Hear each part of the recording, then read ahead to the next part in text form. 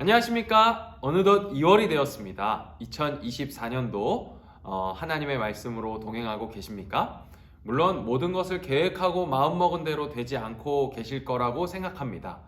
그러나 이 시간이 하나님 앞에서 나는 정말 아무것도 할 수 없는 작은 자구나를 경험하고 느끼시는 그런 귀한 시간인 줄 믿고 우리 또 마가복음 산책 시작하도록 하겠습니다. 네, 2월 8일부터 3월 31일 부활주일까지 우리는 마가복음을 읽게 되었습니다. 부활주일을 기다리면서 십자가를 묵상하시는 이 귀한 시간에 마가복음이 우리의 동반자가 되었는데요. 이 2달간의 시간 동안에 마가복음을 충분히 읽으시고 하나님의 은혜를 누리실 수 있게 되기를 바라보겠습니다. 네, 마가복음은 어떤 책일까요? 질문이 다소 모호하죠? 먼저 신약 성경을 펼치면서 가장 첫 번째로 만나게 되는 책은 마태복음입니다. 작년에 마태복음을 우리가 읽어봤는데요. 그 다음 등장하는 복음서가 오늘 우리가 읽을 마가복음이에요. 신약에는 총 4권의 복음서가 있죠. 이를 사복음서라고 합니다.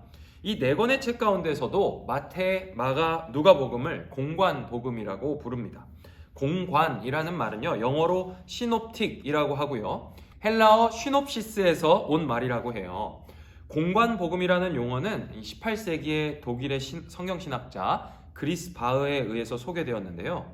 4복음서 가운데서 앞에 이 3개의 복음서는 예수님의 사역을 매우 유사하게 소개하고 있기 때문에 이런 용어를 사용했다고 합니다. 이 3가지 복음서의 구조, 그 다음에 내용, 어조의 유사점은 성경을 펼쳐 읽는 이라면 누구든지 발견할 수 있게 되는 특징이기도 하죠. D.A. 카슨 교수님과 더글라스 무 교수님은 이렇게 이야기합니다. 이런 공통점들은 처음 3복음서를 하나로 묶을 뿐만 아니라 요한복음과 구분하는 역할도 한다. 그리고 한 가지 예를 들어서 이렇게 설명합니다. 마태, 마가, 누가는 예수님의 사역을 갈릴리에서의 사역, 북쪽 지방으로의 이동, 그 다음에 예루살렘으로 향하는 도중 유대와 베레아에서의 사역, 그리고 예루살렘에서의 최후의 사역 순으로 지리적 경로에 의해 소개한다. 이러한 경로는 주기적으로 예루살렘을 방문하셨던 예수님의 예루살렘에서의 사역을 집중적으로 다루는 요한복음에서는 찾아볼 수 없다. 이렇게 얘기합니다. 내용적인 면에서도 공관복음은 유사한 이야기와 사건, 그리고 예수님의 가르침을 공통적으로 다루고 있다는 걸 발견할 수 있습니다. 따라서 마가복음을 읽으실 때 동일한 내용과 사건을 마태복음, 누가복음에서 찾아가며 읽으시다 보면 입체적으로 이 마가복음을 읽으실 수 있을 거예요. 여기서 잠깐! 아니, 왜 같은 복음서인데 차이가 있을 수 있죠? 이런 질문을 하실 수 있습니다. 역사적으로 사실이라면, 그리고 그 사실을 기록했다면 일치하지 않을까? 이런 질문일 수 있겠죠. 많은 성경 연구가들이 이런 질문을 가지고 성경을 깊이 그리고 다양한 방법으로 넓게 연구해오고 있습니다. 하지만 이런 질문을 하기 전에 기억하셔야 할 것이 하나 있어요. 성경은 역사책이 아니라는 거예요. 역사책이 아니라고 해서 사실이 아닌 건 아닙니다. 저술 목적이 사실 진술이 아니라는 거예요. 성경은 메시지죠. 사실 전달을 통해서 진짜 전달하고자 하는 그 메시지가 담겨 있다는 말입니다. 만일 역사적 사실 진술이 이 성경의 기록 목적이라면 복음서들은 초대교회부터 필연적으로 진위 논란을 겪어야 했을 거예요. 그러나 역사상 교회는 복음서들 간의 이 차이가 있음에도 불구하고 모두를 성경으로 인정하며 하나님의 말씀으로 여겨왔습니다. 이것은 오히려 사실을 더 확증시켜주는 것이기도 하겠죠. 한 사건을 여러 사람이 증언할 때 각 사람의 지적 수준, 경험, 언어, 환경, 직업, 기호 등에 따라서 서로 다른 증언을 하게 될 거예요. 그래서 어떤 사건에 대해서 많은 이들의 증언이 있다면 그 사실을 더 구체적으로, 입체적으로 재구성할 수 있게 해주는 도움이 되는 일이죠. 하지만 우리의 진술은 언제나 우리의 그 한계성 때문에 왜곡이나 오류가 있을 수 있습니다. 그러나 우리가 성령의 영감으로 성경이 기록되었다라고 할 때는 성경 기록자들의 그 개인적 자질을 활용하셔서 이런 오류로부터 보호하셨다는 것을 의미합니다. 따라서 여러분 성경을 읽으실 때 너무 걱정하지 마시고 오히려 복음서의 다양한 진술을 통해서 더 풍성하고 입체적인 성경 읽기를 하게 되시기를 바랍니다. 본격적으로 마가복음 자체에 대해서 소개를 해보도록 하겠습니다. 먼저 이 저자 문제입니다. 마가복음의 저자는 누굴까요? 바로 마가죠. 예. 헬라어 성경의 마가복음의 이름은요, 마가의 의한입니다. 다른 말로 마가의 딸은이라고 할 수 있죠. 그런데 이 바울 서신들처럼 편지 형식의 글이라면 이 성경을 누가 썼고 누구에게 썼는지 알아채는 게 어렵진 않아요. 그런데 복음서들은 누가 이 성경을 기록했는지 진술이 명확하지가 않습니다. 그래서 마가복음의 저자가 누구인지 우리가 확언하기는 어렵습니다. 하지만 초기 교회에 대체적으로 이 마가에 의해 기록된 복음서, 예수님의 행적에 대한 글일 것이라는 데는 이견이 없었던 것으로 보여요. 가장 결정적인 증언은 325년에 기록된 유세비우스에 의해서 기록된 이 교회사라는 책에 교부 파피아스의 증언이 실렸는데요. 이 파피아스에 따르면 마가는 사도 베드로의 통역관이었다고 해요. 그리고 이 베드로가 가르쳤던 예수님의 행적에 대해 들은 것을 하나도 빠짐없이 바르게 기록하는데 전력을 기울였던 인물로 이 마가를 설명하고 있습니다. 이 마가복음의 저자가 누구인지에 대한 유일한 증거이기 때문에 초대교회 당시 성도들은 이 마가가 베드로의 가르침을 통해서 들은 것을 기록했다는 사실에 이견이 없었던 것이죠. 그렇다면 이 마가라는 인물이 과연 어떤 인물인가 질문해 볼 수 있겠죠. 이 성경에 등장하는 그 마가와 동일 인물인가 하는 생각도 해볼 수 있을 겁니다. 이 마가는 사도행전과 바울의 편지에 등장하는 마가 요한일 것이라는 것에도 신학자들 사이에 거의 확실하게 받아들여지고 있습니다. 유명한 일화죠. 바울의 그 1차 전도 여행 당시에 전도 여행이 끝나기도 전에 바울과 바나바를 떠났던 그 마가로 인해서 바울과 바나바가 2차 전도 여행에 동행하지 못하게 되었죠. 그때 이 결정적인 사건을 낳았던 인물이 이 마가 요한입니다. 그러나 로마 감옥에 갇혀 있을 때 바울이 마가가 함께 있었다라고 하는 것을 봐서 훗날에 이 둘이 화해를 했던 것 같아요. 이 저자 마가에 대한 연구만 해도 논문이 수도 없이 많기 때문에 정말 재미있는 주제입니다만 우리가 성경을 읽고 묵상하는 데 도움이 될 만한 정보를 요약하자면 마가가 비록 예수님의 제자는 아니었다 하더라도 충분히 예수님의 행적에 대해 사실적으로 기록할 만한 베드로의 가르침을 받은 인물이었다는 것에는 우리가 동의할 수 있습니다. 더불어 기독교 초기 선교에 앞장섰던 이 사도 바울과의 동행을 통해서 기독교 교회가 세워져 가는 과정과 성령님께서 강력하게 역사하셨던 그 현장을 직접 목격한 인물이라는 것이 이 마가에 대한 충분한 설명이 될 겁니다. 이런 상황으로 인해서 마가복음은 시간 순서로 기록되지는 않은 것 같아요. 베드로의 곁에서 그 가르침이 주어질 때마다 그때 기록하였을 것이기 때문이죠. 그리고 또 예루살렘에서 태어난 이 마가이기 때문에 문체나 용어가 당시 유대 지역에서 사용되던 보편적 언어 구조를 따르고 있다고 합니다. 따라서 다른 복음서에는 등장하지 않는 단어들이 쓰인다거나 간결하고 직선적인 게 이 마가복음의 특징이라고 할 수 있겠어요. 다음은 마가복음의 구조입니다. 마가복음의 첫 번째 구조, 소개해드릴 첫 번째 구조는 설교적 구조예요. 마가복음을 잘 읽기 위해 소개해드릴 첫 번째 이 숲은 바로 설교적이다 하는 것이죠. 마가복음 구조는 초대교회 당시에 선교적 설교의 구조와 흐름이 매우 유사합니다. 복음을 처음 듣는 사람들에게 직설적이면서 동시에 명쾌하게 전달될 수 있도록 구성되어 있다는 말이에요. 마가복음 전체가 이 초기 사도들의 복음 설교적 구조를 따르고 있기 때문인데요. 이러한 특징은 마가복음을 읽는 사람들에게는 기본적으로 예수님의 활동과 그 기본적인 사건들을 이해하는 데 도움을 주었을 겁니다. 또 이 복음을 가르치는 이들에게도 이 마가복음은 유용하게 사용되었을 거예요. 왜냐하면 예수님의 행적을 아주 요목조목 상세하게 전달하는 데 용이한 복음서였기 때문일 것입니다. 표를 한번 보실까요? 마가복음과 베드로의 설교를 비교한 표입니다. 사도행전 10장에 있는 베드로의 설교를 보면 복음이 등장하고 그 다음에 예수님께 성령과 능력이 충만했다 하는 것으로 시작을 합니다. 그리고 갈릴리에서 그 사역을 시작하시고 고치시고 예루살렘에서 증언하셨다라는 이야기가 있고 후반부에 그가 나무에 달리셨고 사흘 만에 부활하셨다는 얘기가 이 베드로의 설교의 요약이죠. 근데 이 마가복음도 이러한 흐름을 가지고 있다는 거예요. 1장 1절에 복음의 시작이다 이야기하시고 그 다음에 예수님에게 성령이 임하신 그 세례 요한에게 세례를 받으시는 장면, 그 다음에 바로 갈릴리의 사역이 등장을 하죠. 그리고 갈릴리에서의 사역을 시작으로 예루살렘으로 오시는 그 도상에 있는 사건들이 치유하시고 귀신을 쫓아내시는 일이 등장을 합니다.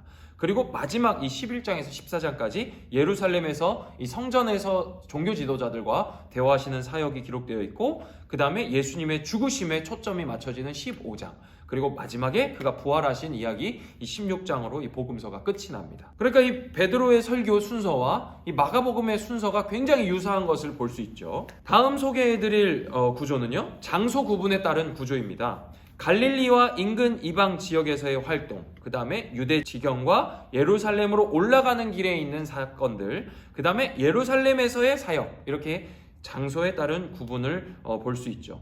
예수님의 그 하나님 나라 사역은 갈릴리를 중심으로 이루어졌다고 할 수 있어요. 그래서 부활하신 예수님께서 제자들에게 갈릴리에서 만나자 하신 것을 우리가 알 수 있겠죠. 반면에 예수님의 그 순환과 죽음은 예루살렘에서 이루어졌습니다. 예수님께서 예루살렘에 체류하신 기간은 넉넉 잡아도 일주일 정도밖에 되지 않아요. 근데 무려 마가복음의 3분의 1 분량이나 차지하고 있다는 것은 아주 놀라운 일입니다.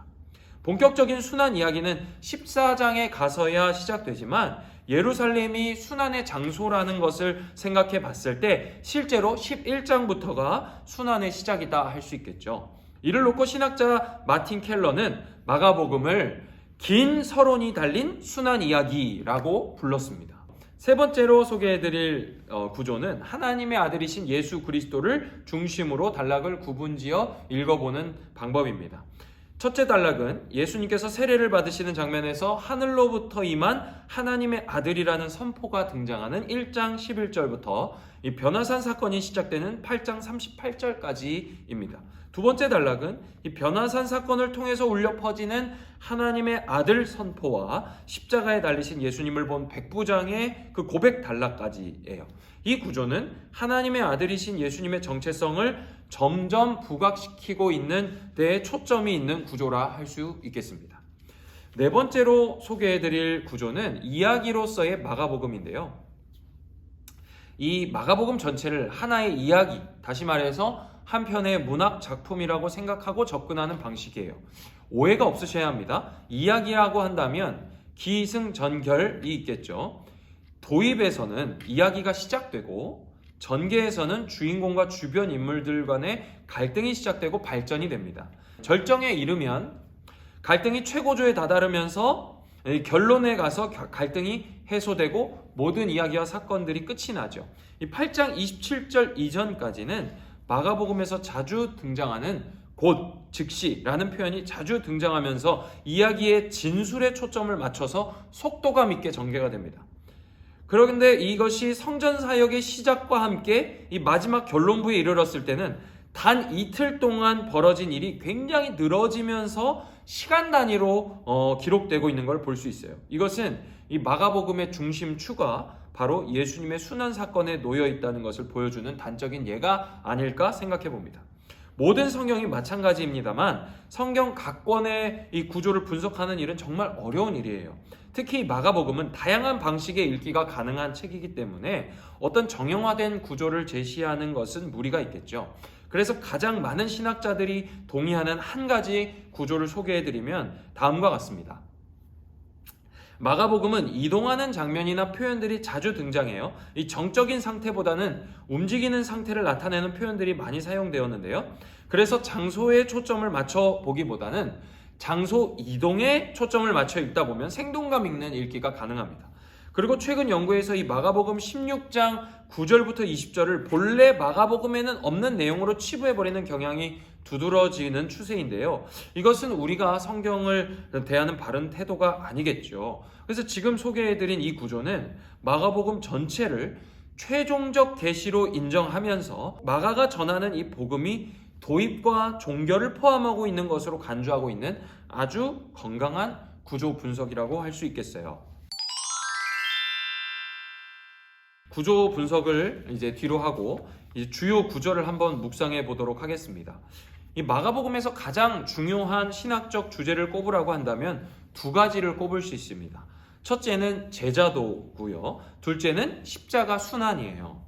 이 십자가 순환은 신자의 신앙적 기초와 원리라고 할 때 이 제자도는 그 원리와 기초 위에 놓인 적용이라고 할 수 있습니다. 오늘은 이 제자도에 대한 이야기를 한번 해보려고 합니다. 이 마가복음 8장 34절 제가 한번 읽어보겠습니다. 무리와 제자들을 불러 이르시되 누구든지 나를 따라오려거든 자기를 부인하고 자기 십자가를 지고 나를 따를 것이니라. 이 마가복음은 앞서 말씀드렸던 대로 이동성이 두드러지는 특징이 있어요. 특히 마가복음에서는 이런 이동성을 부각시키는 데에 길 이미지를 사용하고 있는데요. 길은 마가복음의 처음부터 단순한 지형적 정보를 넘어서서 중요한 신학적 의미를 가지고 있는 낱말입니다. 마가복음의 서론에서 예수님은 주의 길을 걷는 분이라고 묘사되죠. 그리고 세례 요한은 예수님의 뒤를 따라 걷는 이로 나타납니다. 나아가서 예수님께서는 제자들을 부르시면서 자신의 뒤를 따라오라고 말씀하고 계시죠. 따라서 마가복음은 언제나 예수님이 앞서가시며 제자들은 그를 따르는 관계에 있다는 것을 암시하고 있는 복음서예요. 그런데 이 34절이 속한 단락의 시작이라고 할 수 있는 27절을 보시면 이 예수님과 제자들의 관계가 누가 앞서고 뒤따르는 관계가 아니라 나란히 병렬적으로 놓여있는 특이한 현상이 발견돼요. 헬라어 문장은 현대 여느 언어들과는 달리 어순이라는 게 정해져 있지가 않습니다. 그래서 강조하려는 어휘를 문장의 앞에 두거나 다른 문장의 변형이 다소 자유로운 것이 특징이에요. 27절은 우리말로 나가실세라는 말이 문장 가장 앞에 등장합니다. 그리고 이 문장에 두 주어가 등장하는데 그게 바로 예수님과 제자들, 이 주어가 나란히 등장해요. 이 보통의 경우 예수님이 문장의 강조 주어가 되고 제자들은 뒤따르는 대상으로 등장하는 게 일반적인데 그렇지 않은 것이죠. 그러니까 예수님과 제자들이 나가실세, 이 강조점이 나가실세에 있고 이 예수님과 제자들이 함께 나간다라는 것이 27절의 강조점이라는 거예요. 이는 마가복음에서 단 2번만 등장하는 특이한 형태입니다. 이런 경우는 이 자체가 일종의 메시지라는 것을 알 수 있는 거예요. 다시 말해서 예수님과 제자의 관계는 단지 앞서고 따르는 관계를 넘어서서 그 길을 함께하는 동행자의 관계라는 것을 보여주고 있는 문장이라는 거죠. 또 이렇게 두 주어를 병렬로 배치함으로써 이 단락 전체, 다시 말해서 27절부터 이 38절의 중심이 이 두 대상에 맞춰져 있다는 것을 드러내주고 있는 겁니다.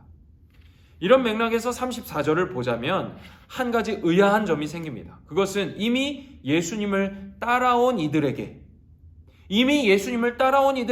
너희가 나를 따라오려거든 이라는 이 가정적 상태를 이야기하고 있다는 게 바로 의아한 장면인 것이죠. 이는 무리들 가운데에서 벗어나서 진정 예수님의 뒤를 따르는 자가 되기를 요청하시는 것이라고 할 수 있어요.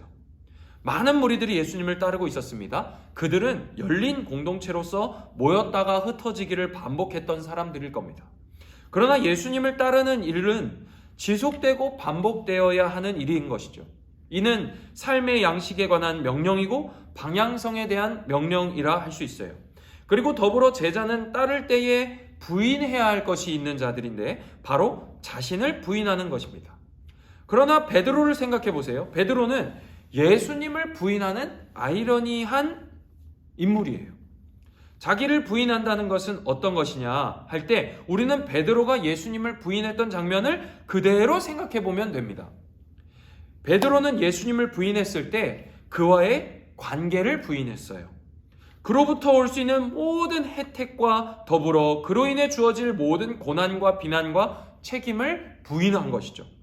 자기를 부인하는 일도 역시 마찬가지입니다. 나 자신과의 관계를 부인하는 일, 그 일을 하는 거예요. 그 일은 무엇이냐? 자기 목숨을 자기의 것이라고 주장하지 않는 것을 의미합니다. 나의 육신의 유익, 안정, 그것을 추구하지 않는 것을 의미하죠. 베드로가 지니고 있는 자신의 그 메시아관, 예수님을 붙들며 항변했던 그러한 메시아관도 부인해야 할 대상이었던 것이에요. 진짜 제자는 자신의 모든 것, 자기에게 속한 것이라고 여기는 모든 소유에 관한 것들을 자기의 것으로 여기지 않는 사람인 거예요. 그리고 세 번째로 주어지는 요청이 뭐냐면 십자가를 지고 따라가는 것입니다. 이것을 단지 죽음을 각오하라는 그 결심의 원대함을 의미하는 것으로 생각해서는 안 됩니다. 십자가 처형이 당시 어떤 역사적, 문화적 의미를 가지고 있는지를 생각해 본다면 이는 단지 한 개인의 죽음을 넘어서는 의미를 갖고 있어요. 한 개인의 죽음을 넘어서서 명예에 관한 일이고 이는 친족과 가족, 자기에게 속한 모든 다른 무리에게까지 미치게 될 그 영향력을 고려하지 않을 수 없는 일이에요. 따라서 십자가 처형은 가장 극악무도한 처형 방식이면서 반역자로서 죽을 것을 각오하는 일입니다.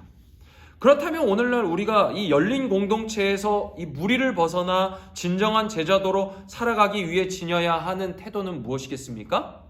기적과 치유와 한순간의 감동에 만족해서 그것을 쫓아서 사는 그런 사람들이 아니고 삶의 가치와 방향성과 태도를 예수님의 삶과 사역에 맞춰서 그와 동행하기를 기꺼이 인정하고 따르는 자들이겠죠. 이를 위해서 자기를 부인하는 일도 필요합니다. 나로 인해 주어질 것으로 기대하는 나의 능력과 재능과 부와 명예와 배경과 여러 조건들로부터 주어질 것으로 기대되는 모든 유익과 가능성을 버리는 거예요. 그런 가능성들을 무력화시키고 무가치하게 여기는 것이 자기를 부인하는 일입니다.